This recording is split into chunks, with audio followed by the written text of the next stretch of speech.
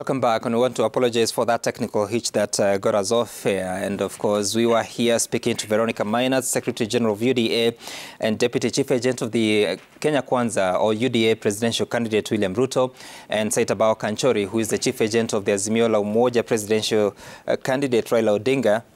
And we were talking about the threats we're hearing that there are some parts of this country that leaflets have been circulating, and there's concern from the different political leaders. Raila Odinga saying that you are protected and no one should be threatening you from your locations. And you had started responding to what is what is coming. I mean, what is informing that take by Raila Odinga? Yes. So Sam, I began by saying that it is unacceptable that anyone, whoever they are, would try to threaten any Kenyan based on their persuasion. Firstly, and then secondly, based on where they live. Every single Kenyan has the right to live in any part of this country.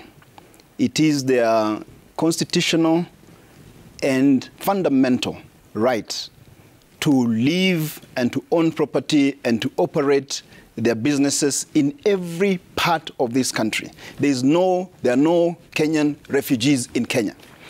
That is number one. Number two, every Kenyan, whoever they are, has the right to choose and to elect anyone that they choose without being threatened or without being compelled or coerced. And so therefore, as the Azimio team, we are greatly disturbed that anyone in this part of the country or in any part of this country would try to apply undue influence or duress of any kind, using leaflets or any other mechanism or medium to try to make Kenyans in some parts of this country to vote in a certain way. But also, Sam, having said that, leaflets are not the only way that pressure can be applied, because we are talking about incitement, inciting Kenyans also. And we can also leaders need to be called to order. Leaders from across the board need to be called to order, because what specific do you find out of order? So the tone of some of the leaders on the campaign trail, when you go out on the campaign trail with visible anger and fury as a leader, and you're a leader, at the very top of the leadership of this country, and you are expressing yourself in very inflammatory terms, including telling the president not to kill your children. That is a very inflammatory remark, Sam. Are you talking about the deputy president? The deputy president is on record telling his boss, the president of the Republic of Kenya, not to kill. Those were his words, not to kill his children. If you can use those words 10 days or thereabouts to an election, and we know how elections in Kenya have been contentious, and in some cases, they have brought about violence that has led to deaths. And those deaths include the deaths of people's children. So we have to call our leaders to order, to scale down and to tone down their rhetoric and to tone down their remarks so that they do not inflame public reactions and the public at large. Kanchori, do you have an issue? Because the deputy president would appear to be responding to actions and sentiments by the president. Do you have a problem? The president has never said. The president has never said he's going to kill anybody. In fact, the president said that he has been in power for 9 years, close to 10 years now. And he has also said that for the last 3 years, everybody has been insulting him the way that they please. So the remark that I'm talking about of saying, do not kill my children, is a completely unjustified and unjustifiable remark. And I hope I was expecting that the deputy president would have said it was a slip of the tongue, which he has not. Now, Veronica, you're here. Would you know Sam, the genesis of this? I'm very, very surprised that my colleague, Kanchori, would speak like the way he has spoken this morning. The deputy president is a very sober man. He has been pushed through so much stress, and he has withstood that pressure because he's a leader of such integrity, a leader who is so sober, a leader who is very calculated in anything he says to the public. He would not just wake up in the morning and allege that he feels there is a threat to his life and there is a threat to his children. He would not wake up, issue such a public statement a week to the vote. There must be reasons. In fact, I would have expected the powers that be and the institutions that are responsible when such a claim has come forth to want to understand what exactly is the problem. Who threatened what? I think we have had a crop of leadership here, which is very unfortunate, that just ensures that the environment is so toxic, so bad, issues threats without limitation, without moderation. Because what are you talking about? I am talking about the state. How many people have talked about being intimidated, threatened by the state? Did you listen to the story of the Vice Chancellor of Kenyatta University when he was threatened that he would be taken home, that he would go home with the president? We have had threats, consistent threats, being issued to different leaders. As long as you have a difference in opinion, institutions are unleashed against leaders. Just because you don't agree with somebody, then you have the DCI coming after you, the EACC coming after you, the Kenya Revenue Authority coming after you, just because of a difference of a shade of opinion. I think what we need is more responsibility with the public officers, state officers, so that it's easier for Kenyans. I don't think it is correct for Kanchori to even suggest very early in this interview that it's the deputy president who is being alarmist. Okay. Are you not alarmed? Let me ask you, Sam, are you not alarmed when a whole system instructs the chiefs to go recruiting maybe 30... Where is the evidence? 30, no, can you let me finish? Where is the evidence? I'm sorry, no, I'm not going to allow this. I have not interfered with him when he was addressing. Veronica? Are you not alarmed when a whole public administration system instructs the chiefs to recruit 30 people around every station, calls those chiefs, calls the people to instruct the chiefs to go around the polling centers, mobilizing around every polling center, 30 people to ensure that voting goes in a certain way? Where is that happening? I think what is happening, we have complained about it. Fine, but why is it happening? We have evidence. Which chief? If you want evidence, we will have evidence, which I am not going to put here, but we can have it down, even written. Veronica, I think it's fair to Kenyans. In Kirinyaga, it is rampant. In Kirinyaga, I am saying, in Kirinyaga, it is rampant. In Kirinyaga, it is rampant. Which locations? Oh, you want to know the location? Yes, because when you make an allegation, you need to substantiate. I can supply. Do not have an I will supply for you different locations, specific names of the chiefs, and I can do it even in written form. What time? In other words, what I'm saying is this. Sam, what I'm saying is this. If you push us to give you evidence, we'll give you evidence. What are you going to do with that evidence? What we need is to request the chiefs. We know they're administrative officers. We know they're in a tight position. We know maybe they are required by their employer to do things in a certain way. We ask you, modestly, allow the IEBC to do its work. Do not allow yourself to be pushed. We saw it in Kiamba. Do you remember Kiamba? We had evidence, real evidence, photographs. We had names. We proffered that. And that trend has continued until we complained, and I did letters to IBC and put it in the public space. That's the only time those chiefs were withdrawn. I want to give Kanchori an opportunity to respond, but verify this for me. So these chiefs, you're saying they're being asked to recruit 30 members to polling station to execute what exactly? Did you hear what I said, Sam? What are they are being asked to mobilize 30 people around every polling center. I have to come and influence the vote, how the vote happens on 9th of August. You may not understand because you're in the studio more. We are too commercial. Which is fine. Just explain to me and the Kenyan. What they will normally do, they'll be holding money on that day, the 30 people who are mobilized around there. They are told, go and vote. Come and confirm you have voted. We give you the money. But you understand? It's secret ballot. How do you know who I voted for? No, they have a way of counting. They have a pact by themselves. How true is this, Kanchori? Because you're a chief agent. And you know why I would want Sam, why I would want you to take this very seriously.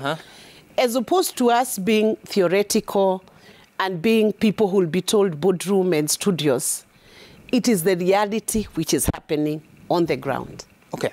Do you understand? So that I hear you. When we do this discussion here, it can at least help the voting process, because myself at my level, I will not just speak those words just to speak those words. Okay. Myself at my level, I am aware. I have even been informed by the people they are calling, people who can actually swear an affidavit and say, I have been asked to do this and that. All right, Veronica, I hear understand? you. Let's allow Kanchori an opportunity. I understand. Kanchori, please. How true is this, and are you concerned, if at all, it's happening? So some, I have been in interviews before with my sister Veronica, and I've always told her, me and her will never engage in a public, exchange, because I respect her greatly, and I respect the women of Kenya, and that is the Azimio position, by the way. So let me just say, we are still at your point, question number one, which is the issue of the leaflets and the issue of, incitement of Kenyans and threatening of Kenyans. And as part of that discussion, I think we need to agree, even in this studio, that we should not issue or give general swooping allegations that are unsubstantiated, because those allegations can also inflame public emotions. All right? So it is very important for us sitting here this morning, 6 days to the election, to be very evidence-based and empirical in our conversation. My sister has not been able to put anything before you, much as she knew she was coming for this interview, to prove any of the things she's saying. What I said is on public record. And I want to assure you, Sam, this morning, being a lawyer of 17 years standing and being the presidential chief agent of the most distinguished Democrat south and north of the Sahara, I want to assure you, I will not say anything that I cannot prove before you today. That is a guarantee, and that is a commitment that I'm giving to the Kenyan people. So that I'm not going to say anything that I cannot prove. But is it the first time you're hearing of these allegations? You see, these people of Kenya Kwanza have been in that system they're calling the system. There is no system. They went out with the system, right? They went out with the system, and they know how they used to use whatever system they had. So what they have is fear, because they know what they used to do, all right? Raila Odinga has never required any system. He has been winning these elections for the last 3 consecutive elections. So he doesn't need a system now. So, the Bible says, and I'm glad that Veronica knows a lot about that, and so does her principle, that from the overflow of the heart, the mouth speaketh. So when you hear someone saying, these people are trying to do this, it is their heart that is full of the things that they're saying. When you hear someone saying, someone is going to kill my children, ask them, whose children have you killed yourself? Because the overflow of the heart is betrayed by the words of the mouth. I think, Sam, I hope you're not allowing those remarks to pass on national TV. What is the issue? Him saying that, ask the person whose children he has killed. Those are very heavy I don't think there's been any... He needs to withdraw that remark. But let me come to what... anyone's children? I have quoted the Bible. Do you want to dispute the verse that says from the overflow? She's very specific in your last remark. Specific on the question I have said, if someone says that my children are going to be killed, ask them the question, why do you think your children will be killed? And more specifically, if, let us not forget, and these are also factors, and I've said I'll talk about things that are only on public record and things that I can prove. There are people's children who have been killed. And by who? I will not get into that. But there are people there are people's children who have been killed in this country. Chris Musando was killed just 5 years ago. In fact, 3 days ago was his 5th anniversary. Chris Musando was someone's child. Jacob Juma was someone's child. All right? I can enumerate so many of them. Okay. So, and those were not natural deaths. Look, there are families that are affected. I'm just wondering, what is the value of what you're saying to this conversation? Sam, we were coming to talk about preparedness for the vote and the poll. Yes. That was my understanding of this show. Yes. he has introduced two things. He's saying he's basing his discussion and debate on facts. It's unfortunate he says that, number one, Raila Odinga has won for the last 3 elections. You can come on a national TV, you know very well who is the current president of the Republic of Kenya, coming from the Jubilee formation. You know they are the ones who won the presidential vote. You know even the previous one, it was Uhuru which won the presidential vote, determined, gone through the full processes, even repeat elections, and they won even a second time, and you come on national TV and you want to tell people you base your debate on facts and figures, and that is the much you can say. Then you come to number 2 about Msando. Where are you linking it in all this? Musando, you have the system in Azimio. Can we not talk about, because our family was affected. Yes. That is sensitive. Yes. We can move on from Why there. don't you help the family by the investigative authorities being able to tell Kenyans what SG happened? Veronica and Chief Agent No, Kanchori. I'm responding to him. Yes. I didn't raise I know. that issue. I know that. I'm just saying, let us be sensitive. Yes. Families were affected in those days. And I agree. Let us not bring them to this conversation. Let's talk about the election that is in 6 and days' you know, time. And you know, Sam. And because, just hold on, because you represent 2 gentlemen who in a few days might be the next president of this country. True. If those allegations you're raising are true, SG Veronica. On what? About that William Ruto is threatened, or Kenya Kwanza is threatened, and you're saying that the agency should actually come and investigate, the better thing to do, isn't it to themselves to go and report, or what is preventing them from doing that? You see, the problem we have in this nation, Sam, is when you take the perspective of even attempting to put that person in their defense. In the sense that if today, Sam, you feel threatened courtesy of your work, one of the first things you should do because of the position you hold is to tell the public. That by itself is a defense. It gives you a fortification around you that if I feel my life is under threat, come out public about it. That's a defense by itself. And then those issues that are not yet settled before 9th of August, this week, let's have those issues settled so that when we walk in on 9th of August, even on 8th of August, we don't have baggage that we are pushing to the poll. Let's sort out the issues of the chiefs. Let's sort out the issue of the threats so that we don't create an environment which is only intended to stifle voter turnout. Because look at the leaflets, Sam, if you were to analyze why the leaflet would appear in our stronghold in the Rift Valley.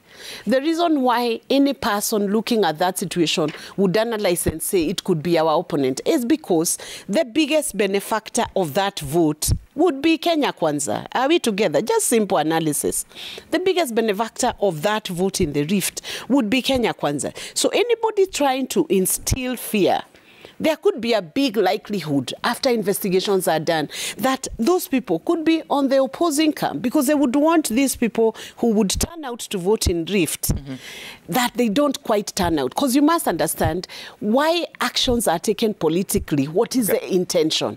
So for me, I would say this. The intention of the leaflet is to instill fear, reduce voter turnout, discourage people from going to the poll, thinking that if you find me walking to the poll, then you are going to ascribe my vote to so-and-so, and as a result, my life is at threat because I did not subscribe to your doctrine. I hear you as Some I must say something about intention. Yes, Kanchori. Just in summary, and I like to be brief, because clarity comes in brevity. When you talk about intention, the only person who knows the intention of a thing is the author of the thing. You understand me? So if she's telling us the intention is this, the intention is that, you have your answer.